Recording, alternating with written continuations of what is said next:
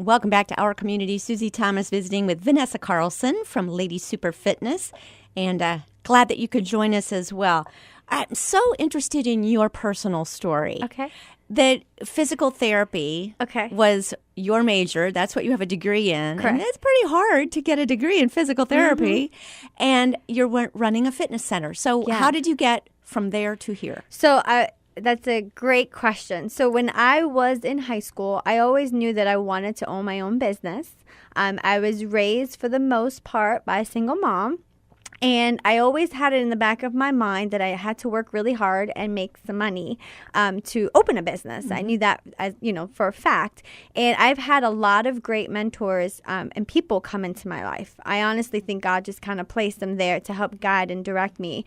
And even while I was in physical therapy school, I would get certified in different like Pilates, group exercise, personal training, because I wanted to learn more about exercise. And my overall goal is to have a facility where women can come and just learn about themselves and feel empowered and just feel educated. So after getting my degree, while getting my degree, I met my husband, and he served in Iraq and Afghanistan. Oh, thank you. He was in the Army, and we met actually when he was done, and honestly, the powers combined. He was a Black Hawk electrician. Oh, my goodness. And he did not really, he could do it, but it wasn't his passion. And he has tons of energy and just is a great, great fun guy. And he just, he went back to school. He was able to use the GI Bill, and he was able to get his degree in business in New York City. And so when he was done with that, and I also went to school for massage therapy, and I was doing that while in grad school, and he saw that I was building up a clientele. I would teach other staff members at different hospitals how to, CPR training, and that's where we started to create our business. And it wasn't until we moved to South Carolina, and we met a CEO and a COO of a company that was a gym, and we became franchise owners. That's where we opened our first gym, was in South Carolina, and we were able to learn that model and kind of bring my skill. I am still a physical therapist, but be able to bring everything together, so to speak. And it wasn't until 2014 we opened our first gym. And then in 2015 is when I was able to transition from full-time physical therapist to full-time business owner. And that's when we started working together full-time. And then time passed, and we knew we really wanted to grow and expand. We had, our gym was, like I said, it was co-ed. It was personal training focused, about 1,200 square feet. But we really couldn't afford the equipment that we wanted and to expand. And that's when the Lord really brought our business partner, who's from this area. And he actually, this is so funny, he lived down the street and around the corner from our old gym in South Carolina. And our good friends kept telling us, you have to meet this guy. You have to meet him.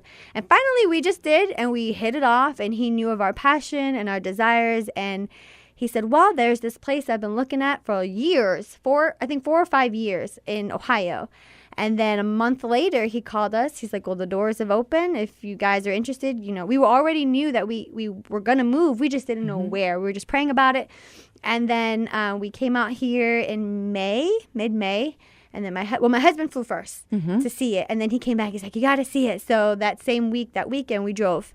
And then we stayed the weekend, and we just prayed about it. And then we've been open since September of 2016. Very, very cool. Yeah. And how many members now do you have? Gosh.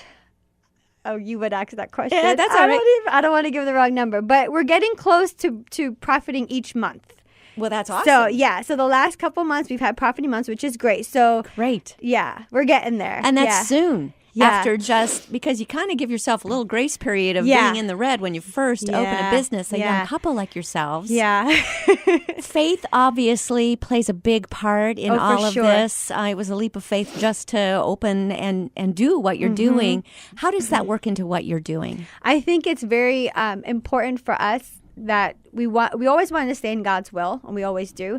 So the fact that he opened the door for us, we knew that this is where he wanted. Ohio was not on our radar by any means, but we know we were called here.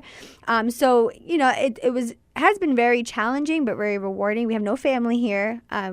We have friends now, but we didn't, so we pretty much started all over. Wow. So it was very challenging. So our faith in our awareness of who's in charge, the authority, our Lord, is huge for us, because when times gets hard and you're tired, you have to just look to him, honestly. So I mean, it's huge for us. Yeah. Also can be very challenging for a couple to work together. Oh yeah. How do you navigate that one? It's funny. You can't go home and complain about the jerk at work. No. So I'll tell you this. In 2015, when we had some things come our way, and it was hard. Being married is one thing, but then being married and working together full time is a whole nother ball. It's a lot of together time. Yeah. And so if it wasn't for our church family in South Carolina, they mentored us, pastored with us, met with us, prayed with us, brought us back into the Word. If it wasn't for them, I mean, we probably wouldn't be where we are. There was a time where it was hard. It was tough. And then we had to realize, okay, at the end of the day, our marriage is more important than our business, and our walk and our relationship with the Lord is more important than anything. So we need to get it together. And we just thank God for them and other couples who are in business together. You don't find that too much, but they've come into our lives. And I think that's why it's so important for us we actually just started a leadership group and just started a married couples group, which is huge. And we're actually starting March 11th. That's a whole nother story. But yeah, if it wasn't for our church family, I mean, they are the ones that really got our eyes focused on what's important. For somebody that's listening, that it's always been their dream to work together as a couple and to start a business, what one or two words of advice would you give them? I wouldn't have it any other way. Wow. Yeah, nice. Even though things get tough, I love working with my husband. I love sharing victories with him. I love trying to figure things out with him. He is my best friend. He's my confidant, and he's my business partner, and he's a great leader. And I had to learn what it meant to really be submissive in our roles together. And it's just been such a freeing experience. And I can honestly say I enjoy it so much. Yeah. You gave me so many E words at the very beginning. You talked about educating, empower, and exciting people. Yes. And then I heard the word encourage a lot of times as well. How do you do that? Through a fitness center. Oh, listening. I think listening is huge. Listening to what's on the heart of every woman coming in there. Everyone's going through something. And, we're living in a very hurting world. So I think being an ear and encouragement, I know for me, from my personal experience in my own fitness and wellness journey, when I had a friend who just believed in me, made all the difference. And for me to experience that, I know what that can mean for someone else. So, and that's the one thing we want everyone. It's like food to your soul. When you feel encouraged, I mean, you feel like someone cares. It gives you that little heave ho, let's go. And we, just to have someone hug you and tell you it's going to be okay. I mean, people need that. You must get a chance to see a lot of success stories yourself and lives changed, basically, just from feeling better. And it's almost like preemptive health care, because if you don't get sick, you don't have to worry about health care. So you're helping people not get sick in the first place. That's our goal. Tell me some of these great success stories you've gotten to witness. Oh, gosh. Okay. Well, should I say their names or not say their names? You don't have to. Okay, well, I'll just name Vicky. Vicky was in a major car accident before coming to us, and she couldn't even lay in her own bed. She couldn't kneel, couldn't get on the floor, was just in a lot of pain. Now she's doing round kicks and lunges and squats, and she's lost over 20 pounds. So that's one in terms of function and quality of life. And her kids are going to college, and she can go up and down the stairs and walk around the campus with them and not have issues. We have some of our younger gals who are athletes, and teaching them a positive self-image, teaching them understanding their body in the sports, that they're participating in, and learning about their bodies. I think that's huge. From being so insecure and looking down all the time to now looking up and feel stronger and feeling good about yourself at a young age. I would say Jessica Levitt, I think she's lost over 50 pounds now. Wow. She participated in the summer. We did a summer slim down series, and she participated in her first 5K, is now preparing for a half marathon. That's huge. My goodness. Yeah. Wow. Well, and I think it's also interesting, Vanessa, that you do focus, it is women. Yeah. And what is it about women who we are never satisfied with the way we look? Oh, gosh. Every single person, even you just see these incredible movie stars, and they still have a horrible body image and the whole body shaming thing that's going on. I know. Where do you see that you fit into helping along the healing process of that? Right. So that's a great question. I think that so many times we look to the left and look to the right and look at her and look at her. Compare. And it's almost like you're spitting in your own image. You know what I mean? And one of the analogies I used, we actually, every other month we have a ladies' night where we come together and we talk and have fellowship. And I said, you guys are a garden. Pick a flower that you love and think about if you're a rose and you're a tulip.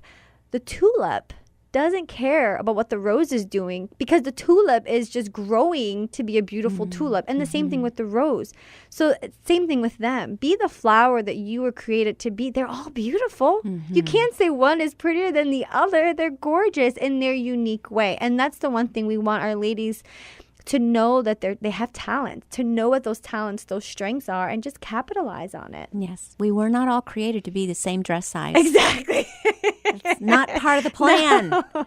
So wear your dress size with pride. Exactly. And as long as you're feeling healthy, then that's the point, isn't feeling it? Strong, feeling confident in your own skin. Yes, yes. All right, can I pick your brain for a little bit? Sure. Running or walking, which one's better for you? I think that if you're not even walking, start walking. And if you're walking and you're getting bored and you're not getting results, maybe start power walking, jogging, interval training if you can tolerate it, maybe some biking, and then maybe running. Okay, that's good news. All right, what about the best way to do a sit-up? Okay. I've done them every possible way. I've got my little yoga mat, I've got all that. I have even tried doing them in bed before I get out of bed. Okay. Not sure if I'm getting the right angle there. Okay. I've got my favorite way, that great big exercise ball. I love doing sit-ups on that. That's a good way. But I like that way. Do you? Because I didn't know if it's very effective. I think it's way too fun. Right. It gives your low back some support. You want to be careful with the sit-up. So when you do the sit-ups, a couple of things. If you're doing a regular sit-up, not to pull on your neck, number one.